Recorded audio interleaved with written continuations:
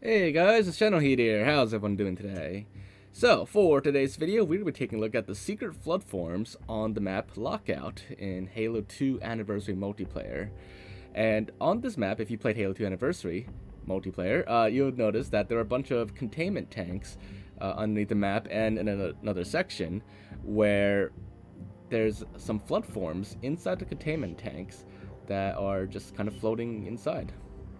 And obviously, these flood forms aren't alive, or they don't attack you or anything. They don't come out the tanks ever, but they are there, and we never actually really get to see them too well. We get to see them like just in front of the tank, but they're largely obscured inside the tank. You can't really see the entire flood form, and there's even like giant ones here on the side of the map as well.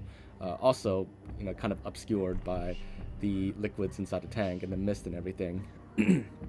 Now, when Halo 2 came to PC on MCC, I thought maybe these flood forms were just scenery objects that I could just, spawn into the map and get a better look at them.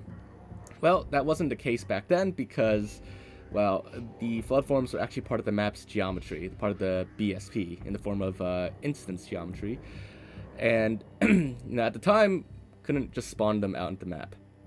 But now, with the help of my friends Plaster Crab and Green Knight, I managed to get them into the map, and now we can take a much better look at them in their entirety and see what these flood forms actually look like outside of the tank. So, these flood forms are all in the exact same positions that they were inside their tanks, so you can if you wanted to, you could basically match them up with where they were originally, so you know which one is which. But yeah, let's take a look at these flood forms. So as you can see, despite being normally quite obscured inside those tanks, these flood forms are actually very detailed, and they're not just like one-sided either. Sometimes in in other Halo games or for other objects in a distance that you normally are only supposed to see from one side, the other side is like cut in half or like missing the other half. But these flood forms actually do have their entire bodies complete and fully modeled and fully textured, and on the other side it's just as detailed as the front side. You may notice that some of these flood forms are actually similar to the other ones, and it's quite possible that some of them are the exact same but just rotated in different directions. But I'm not entirely sure that's 100% true, because some of them, while they do look like they're just rotated, I've noticed like a few subtle details that are different.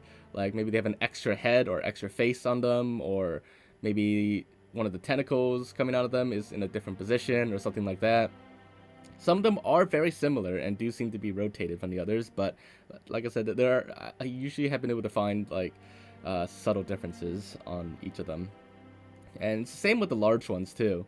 The large ones, they also very detailed on all sides, and they both look like they might be the same, just rotated, but there are subtle differences, like in this case the position of their feet, or rather one of them is missing an entire leg.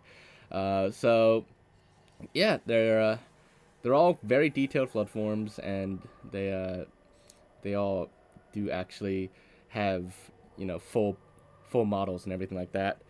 But yeah, so hope you guys found this video to be interesting, and if you did enjoy it, make sure to leave a like. For those of you who are modders out there, if you want me to like release these as like scenery tags for you to use, let me know in the comments down below. I'm not sure if anybody would be interested in that.